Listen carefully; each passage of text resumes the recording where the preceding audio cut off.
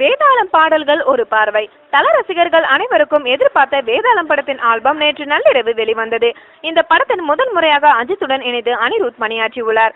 ஏற்கனவே ஆலுமா டோலுமா பாடலின் promo hit அடிக்க அந்த பாடல் கேட்டவுடன் அனைவருக்கும் பிடித்தது. கண்டிப்பாக இந்த பாடலில் தியேட்டரில் விசில் சத்தம் விண்ணை தொடும்.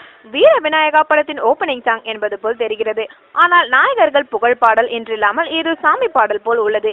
விநாயகர் சதுர்த்தி ஸ்பெஷல் போல don't you miss with me ஸ்ருதிஹாசனின் ஒருதலை காதல் பாட போல ஸ்ருதி எத்தனை சொல்லியும் அஜித் கண்டு கொள்ளாமல் செல்வது போல் வரிகள் உள்ளது. தமிழ் ஆங்கிலம் என ஸ்ருதியின் குரலில் எனர்ஜியாக உள்ளது.